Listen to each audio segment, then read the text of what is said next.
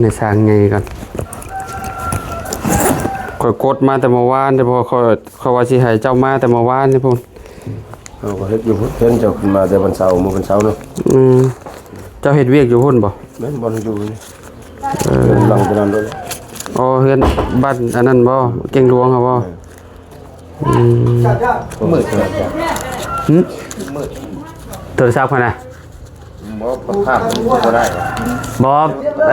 อบโทรศัพท์ข่อยฟิล์มมืดเด้ฟิล์มมืดบ่แม่นบัดไปตัดอันนั้นมันก็แจ้ง1 2 3 4 5 6 7 8 9 10 10ล้าน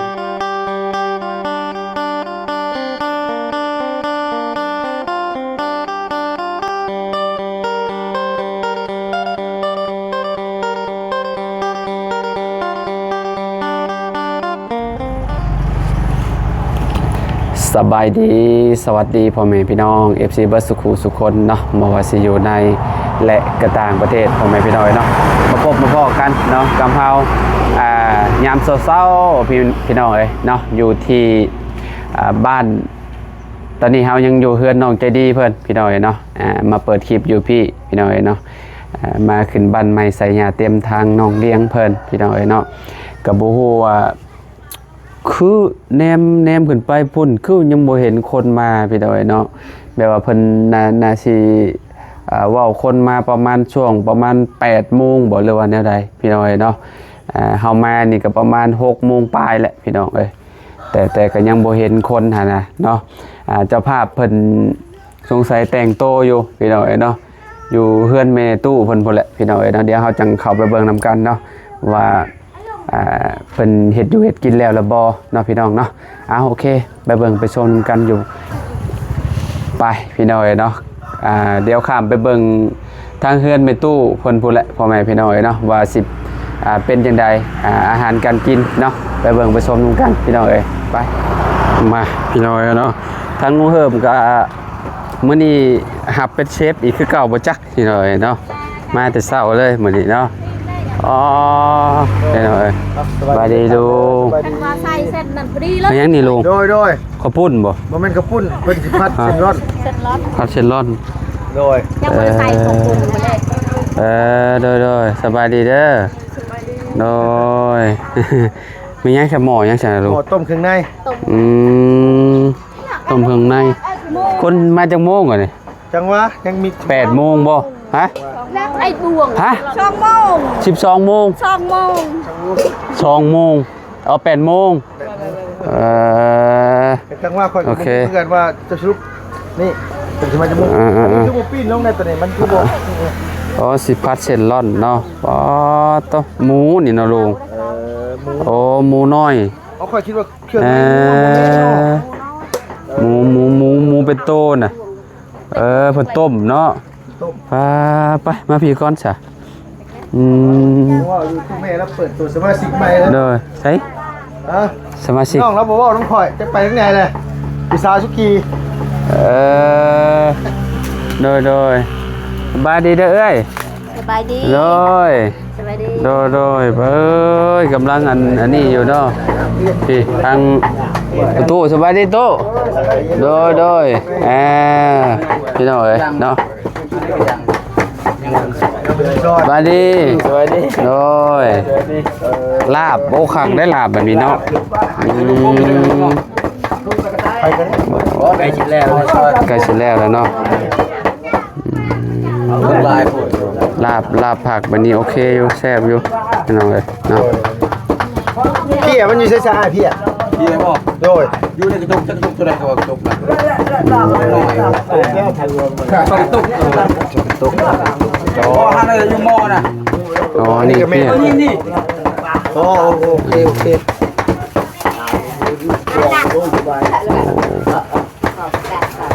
เอ้ยอยู่นี่เลยเนี่ยเพิ่นบ่ได้ขั่วว่าทำเลยเนาะอ๋อตำบักพริกแบบดิบๆเลยนี่เนาะเขาต้องไปขั่วไหมเนาะมันต้องให้มันหอมๆเนาะแต่ว่าต้องเอาตั้งขั่วก่อนเราสิใส่ลาบให้มันหอมเลยแต่นั่นแหละให้มันคั่วก่อนแล้วก็มาตำมันจังหอมพักพริกคือบ่ไปซอยเมี่ยนเลยให้ก็เจ้าไปซอยเดี๋ยวไปตั้งมาได้ล่ะซอยนี่ แล้ว คนประมาณ8โมงเนาะทันอยู่แล้วเนาะเพิ่นสิแล้วเลยยังเหลืออันนี้บ่หลายปานใดพี่น้องเนาะอ๋อ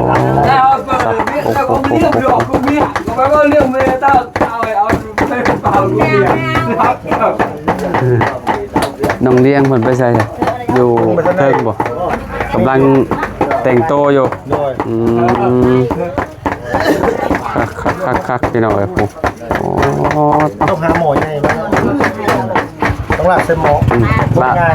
ลาบเส้นหมอใหญ่ๆนะ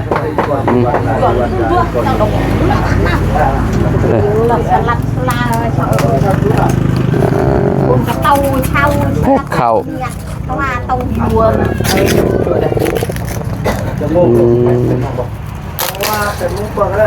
คือสิอันนั้นโยพี่น้อยเนาะเขากระสอบหนึ่งเมื่อวานนี่คนหนึ่งเกือบเบิดพระจักพี่น้อยเนาะได้พูดจบเลยได้พูดอะไรจุดเดียวเอาแบบไอ้กบาลง่ายไปไอ้กบาลพูดคนก็ยังบ่อันนั้นพี่น้องบ่มายังบ่หลายเนาะมีแต่คนมาซอยเวียกซอยอันงานนี่แหละพี่น้องเนาะอยู่ทางเฮือนเนาะน้องเลี้ยงพี่น้องเนาะโอ้เมื่อวานนี่ไปเบิ่งนำกันพี่น้องเมื่อวานนี่เพิ่นมายามแรงๆเต้นพี่น้องเนาะโอ้มื้อนี้ถือว่าเป็นความโชคดีของน้องเพิ่นพี่น้องขึ้นบ้านใหม่นี่ฝนบ่ตกพี่น้องเนาะท้องฟ้าแจ้งแจ่มใสพี่น้องเนาะ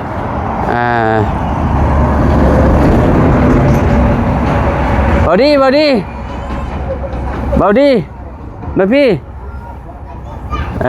พี่น้องเนาะมาเทิงพี่ก่อนพี่น้องเนาะ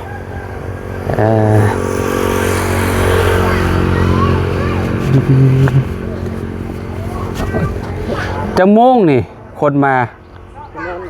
ดีที่เขามาสวยๆอย่างนั้นทันสบายดีเด้อ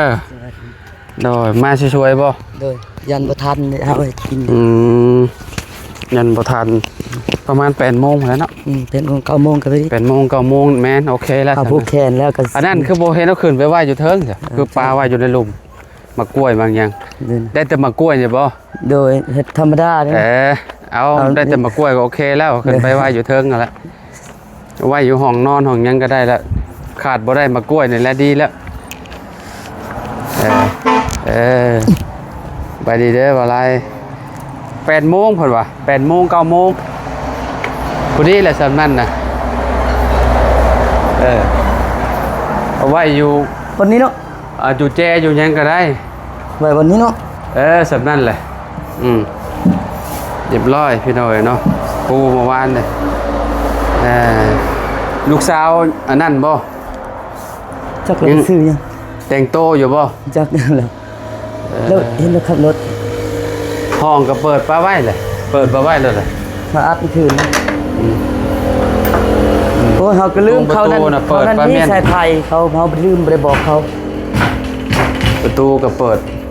หับเอาโชคเอาลาบแล้วนี่โดยจังอันนั้นนี่สร้างยังบ่มาจากคนเนาะบ่ยังบ่เห็นพี่น้อยเนาะบ่ฮู้ว่าสิมาจากโมงแล้ว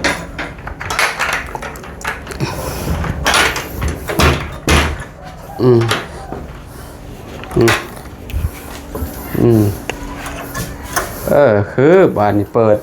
หน้าต่างรับชับพี่น้อยเนาะอันนี้ห้องนอนน้องเลี้ยงเพิ่นพี่น้อยเนาะเป็นปูเลยเด้พี่น้อยเนาะซุมน้องให้กินอยู่เฮือนนี่สบายซุมน้องกินอยู่เฮือนนี่สบายเราอยู่นั่นอย่าให้เขาสร้างมาเด้ว่าซุมน้องกับสร้างแรกก็ให้มอบให้ซุมน้องกินอยู่เฮือนนี่มันสบายกับอีกน้อยก็ได้ก็มานั่งกินนำกันนี่แหละมานั่งกินอยู่แต่ซุมเฮายันเบิ่งเขายันหมดข้าวหมดน้ำเห็นบ่ก็เวลานั่นชมเจ้าก็นั่นโดยแต่เวลาเริ่มกินให้น้องกินก็สร้างแลอยู่นี่โดยเด้เพิ่นมาเลยแม่น สร้างมาเบิ่งดูนี่ผลงานนี่โอ้ยลืมผลงานอันน่ะผ้าวเบิกเงินแล้วไปด่วนเลยเฮ้ยห้องนอนนี่ห้องนอนน้องเลี้ยงคนนี้นี่ลืมสั่งจันนี่ลืมขักลืมแน่เบิดซองเลยนั่นโอ้ย ลืมเงิน เอามาเลย เอามาแล้วบ่จอดอ่ะ โอ้ยลืมให้ เออ สร้างแหล่มาเลยใส่ไฟเนาะ ฉันไปมาแต่ฉันเดียว จะมาเลย ชื่อเอาก็ได้มั้งมัน ไม่เด้งมีเส้น ต้องมาเช่นก็จะเจาะฉัน เพราะว่ามันฮอด แต่ใส่ไฟเถอะที่ดงเงินในเถอะแต่ดงเงินในจุดนั้น นี่แหละคันนี้ มาหอดเพื่อนสาวมีใส่ไฟสร้างแหล่เราถือมาอยู่ว่าบ่เราอัน บึ้นเมื่อกี้ ถึงอยู่บ่ใส่ไฟเรา ใส่ไฟเฮานั่นค่าเฮือนกองมีนั่น นี่แหละถือว่าอยู่นะ เทิงได้เบิ่งต่อเบิ่ง เราถือมาหอดเพื่อนสาวกงมีนั่นของอันไหนดีน่ะ ใส่ นี่เนาะ อ๋อโตสบายดีสร้างชื่อจังได้บุนี่ลืมชื่อแล้วแหละ บ่ได้นะ อันน่ะอันผู้จักแต่ผู้ทางหลังว่าชื่อน้อยนะอันผู้นี้น่ะชื่อ แพง สร้างแพงอืมมาครบเลยพี่น้องวันนี้เนาะ1 2 3 4 5 6 7 8 คนพี่น้องเอ้ยเนาะ 8 คน 8แม่7 คน 8เพิ่มหน่อยก็ได้ เพิ่มเอาไล่สร้างไล่บ่ เพิ่มสร้างไล่เขาไว้บ่ เด้อโอ้ยพี่น้องเอ้ยเนาะฮอดใส่เด้สายไฟเพิ่นฮอดนี่วะบ่ไรฮอดแต่นี่เนาะมีแต่ไปซื้อมาเพิ่มดูแลนี่นะนี่มาพี่น้องเอ้ยเนาะชาวทุกีบ่ อ๋อโตสบายดีเด้อสาวจักซื้อจังได้บุนี่เนาะ ไอ้ไผ ซื้อจังได้นี่น้องไผ่บ่ ไผบ่จักแล้วจักแหละเราอ่ะโอ้ย คือบ่ ฮอดแต่หันเนาะสายไฟเนาะ บ่คือบ่เอาไว้หมู่เดียวกันเนาะ ลงน้ำไปเนาะหลับ มันลื่น ลงน้ำ บ่เอา เอาไปก่อน บ่เอามากองไว้มุมนี้บัดกระเจ้าแข่งมาแล้วจังอันนั้นซุมเจ้าก็เอาไปให้เพิ่นกินหั่นนะบ่ต้องย้ายไปทั่วที่นะเอาปลาไว้หม่องเดียวนี่บัดเวลาอันเพิ่นมาแล้วก็เอามาวางให้เพิ่นกินหั่น งามเรียงงาม อืม หน่อยได้กลัวสิได้เลย ตัวเราจากอายว่าอะไรเอ้ยเนาะ ถ้าเราบ่เคยเข้ากล้องเนาะ เกี่ยงกับเขาวันนี้ครับกินเขาอะไร มือนะ เกี่ยงได้บ่หลายคน อยู่บ้านไหนชาว มันสิตำพื้นอีกติเฮาว่า ใส่กัน สมมุติว่าเอาเข้ามา อยู่บ้านไหนชาวนะ อยู่เตื้อใช่กันไอ้ละเสียน้องบานชายจะลงเจดีย์ต่อเอาอีกเชือกยังยืนเจดีย์ยืนแม่ตะกิน แดน ได้ฮอดยกดิ อยู่ใช่แด ใส่ น ไฟบ่ อยู่ใช่แดน เพื่อนเจดีย์เนี่ยเอาเส้นที่ลุงนวดอันนั้นบ่ แดนไม่ได้ พระเจ้าอันนั้นสายกันนะ ทางเมืองนอกนี่บอก เพื่อนไผ ใส่ไทยเงินกินกับเพื่อนอันนั้นเพื่อนเจดีย์สายต่อเอา โอเคเอาให้แปะคะแนนมีก็เอามาก่อนก็ได้น้ำมาลงแล้วบ่จะหลับ ฮะน้ เอาลงมายาย ำน้ำก็เอาย้ายไว้โต๊ะละขวดด้วยเลยนี่เอาย้ายไว้มีแต่จะแจ้งไว้แต่น้ำก็เอามาวาง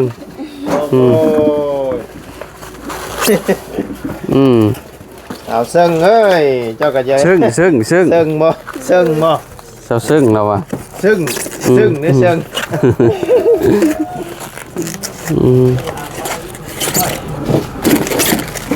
เดินบัดนิดเดียวเลยครับ ของแท้เด้ เวลานี้เลยเบาทุกที เอาเจ้าที่เดียวดีเนาะนี่เคยว่าได้ชาติ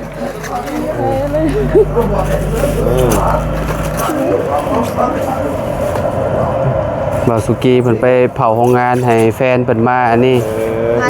มาซอยเวียกเนาะครั้งแรกแล้วนี่เพิ่นเปิดโตเมื่อขึ้นบ้าน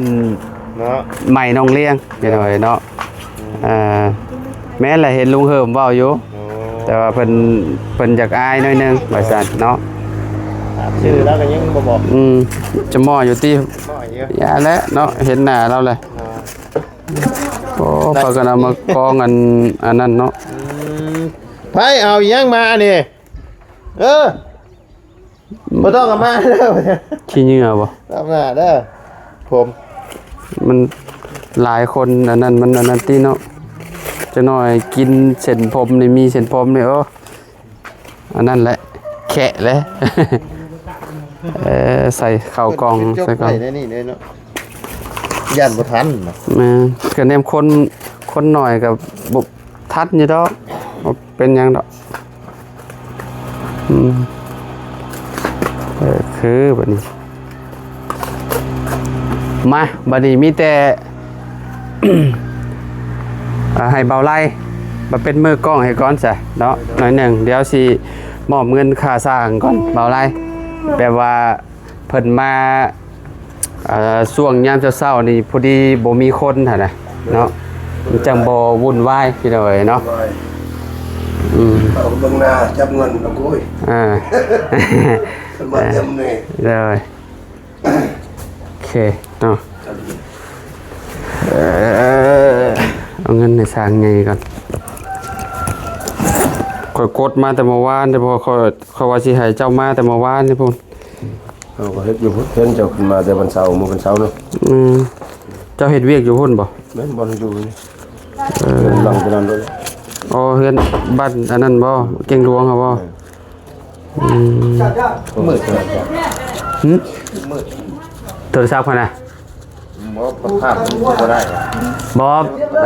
บอบโทรศัพท์ข่อยฟิล์มมืดเด้ ที่มืดบ่ แม่นบัดไปตัดอันนั้นมันก็แจ้ง1 2 3 4 5 6 7 8 9 10ล้านนับเบิ่ง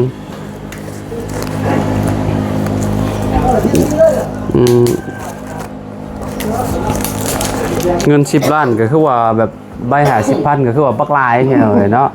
แต่ว่ามันใบมันเก่าเลยมันฟูเลยพี่น้องเอ้ย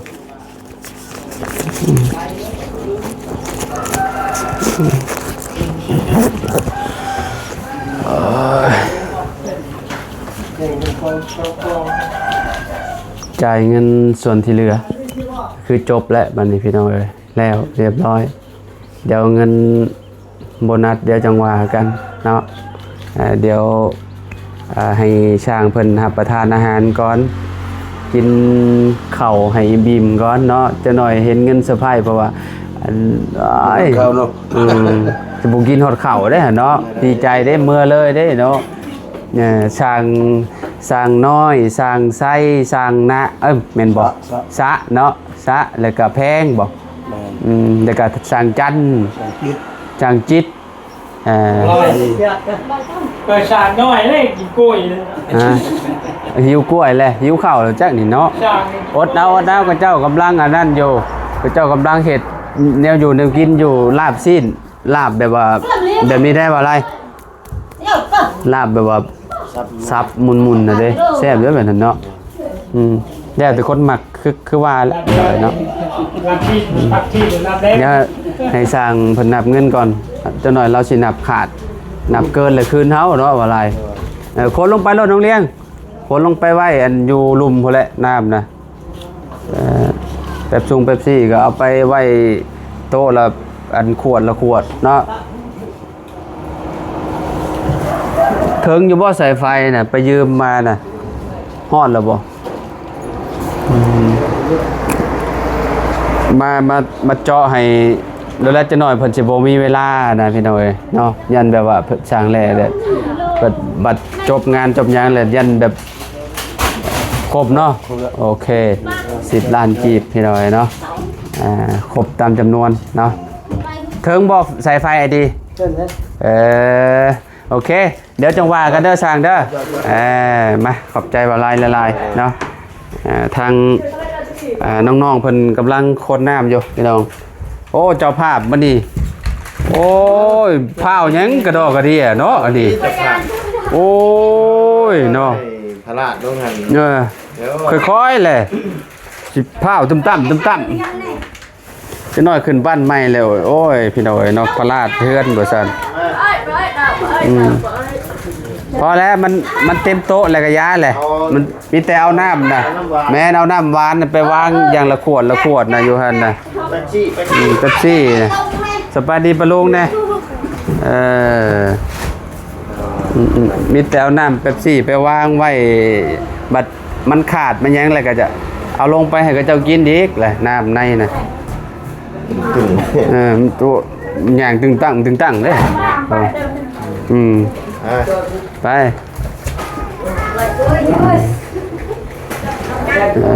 เจ้านี่บ่พ้นนอกมันนี่สาวเลย พี่ จะได้เข้ากล้องมันนี่นะ ก็ได้เนาะ ตัวละปองที่ปองนี่บ่ ฮะ นั่นบ่ปองกับที่ปอง แม่นเป๊ปซี่ปองหนึ่งเป๊ปซี่หรือว่าน้ำแดงน้ำยังก็ได้เอาซับกันก็ได้นั่นน่ะเอาโต๊ะมันบ่ได้มีหลายโต๊ะเด้ ต้มน้ำก็ใส่ที่โตที่จะ เอาอย่างละซองก็ได้วางใส่นะเขียวน้ำแดง แม่นสลับกันก็ได้ให้กับเจ้าเลือกกินเด้โต๊ะหนึ่งเอาจัก3ก็ได้เอา3อย่างก็ได้มาวางไว้ไปแล้วก็เจ้าก็เลือกกินเองดอกก็เจ้าอยากกินน้ำหยังระหว่างน้ำอันนี้กับน้ำมันนั่นเจ้ากินน้ำหยังโอ้คือกันเป๊ปซี่ไปแล้วข่อยมันซ่าดีอันนี้เอาใส่นี่ละใส่แบบนี้แล้วก็เอาสีแดงมาใส่อีกอันนึงนี่เอาไปซับกันมีบ่สีแดงน่ะคือว่ามีอยู่ว่าสีแดงน่ะ คือบทสอดถึงเทิงหมูทั้งนั้นเขากินน้ำ สีแดงคือบ่ลงมาน่ะเรียงนี่เอามาใส่นี่อันนึงใส่3รสที่เหลือเขาก็เก็บเม่นก้อนบัดเพิ่นผู้มาตำลังเด้ใส่ให้มันครบสีเอาเก็บเม่นบัดแล้วคนมาตำลังเพิ่นก็สิกินดีกนะพวกจอกพวกหยังก็นี่พวกจอกบัดแล้วก็นับคนก็ได้บัดก็จะเอามาบัดจังเอาย้ายใช้ สวมไม่ก็ได้จะ รวมไว้จัก3-4 อันก็ได้อยู่นี่น้ำก้อนเดี๋ยวตามมาตำลังดอกน้ำก้อนนะเด้อ ตรวจลำใส่เปิดแล้วอุ้ยแล้วมันเลยตัดเลย เอา ตายแล้ว ยังบ่ได้เปิดหรอวะ ยิ่งมันต่อ เปิดแล้วว่าสวิกสวักน่ะ มันแตก อย่าบอกได้ไฟดับ มันแตกเปิ้ลเลยนั่น หน้าที่ไม่ได้จะมือด้านในเลยเกณฑ์ไอ้เกณฑ์ไอ้ ปิวอ่ะ ซุปไว้หันโลดบอลน้ำหูน้ำเชื่อไหม มาขอชอบด่าแม่จ้า กูไม่ได้เลย เนี่ย อย่างนี้แม่จะยังงงเดี๋ยว ยังลุกอย่างก็ มีเห็น ไฟ มีเห็นแม่จ้าเรื่องราวเว้ย อันนี้นี่เรียกใส่นี่อันนึงตัวนี้ครบแล้วป่ะ ไฟจะว่าลืมเปิดบ่จักลืมเสียบอยู่พุ่นบ่จัก อันนี้คือบทสี ฮะมาแล้วบ่นี่ไฟมาแล้วยันอันนั้นชุมเจ้านั่น คือกูก่อนนะ ของเจ้าแล้วตาย นี่ยันอันนี้ชุมเจ้าน่ะ งานมันเพลแหละ มันกระจี๊ดแล้ว นั่นเลยเบี้ยมึงดู มันหงอยู่ไฟน่ะ มา ไฟมันหงอยู่ มันมัดอยู่นี่เลย เนี่ยมืออ่อน เห็นเลยเห็น ใช่ เห็นมันบีบอย่างนี้ โอ้ไฟบ่ถึงมั้ง ไฟต่อหลายช่วงพอดีมัน ไปผู้ดูไปเสียบปลั๊กอยู่พุ่นน่ะลองเบิ่งน่ะอันน่ะชุมเจ้าน่ะคันว่าอันน่ะมันเป็นอยู่นี่ มาเอาไปตะกี้เลยอย่าไปอยู่ไหนเลยดีไป ไฟแบบว่าเฮาต่อนี่น่ะมันจากอันนั้นไฟมันต่อหลายขั้นตอนเด้ไฟมันบ่ถึงมันใช่ โอ้คนหนึ่งข่าวคนหนึ่งอยู่หุ่นเนาะ แม่นหนึ่งอยู่เฮือนพุ่นเนาะแล้วกันบาดนี้สิได้เจาะอยู่บ่นี่บ่ได้เจาะก็ ลงไปเบิ่งข้างในกันเด้อ ไปใส่พี่น้องเนาะเดี๋ยวจังพอกันใหม่เนาะตอนนี้กำลังอยู่ในช่วงกาเกียมเนาะแขกคนเพิ่นกำลังสิมาและพี่น้องเอ้ยจังได้ก็ขอบคุณเนาะพ่อแม่พี่น้อง FC เบิร์ดสุขูสุคนเด้อที่ติดตามและเป็นกำลังใจให้เนาะพี่น้องพอๆกันคลิปหน้าเนาะสำหรับคลิปนี้ไปแล้วพี่น้องสบายดี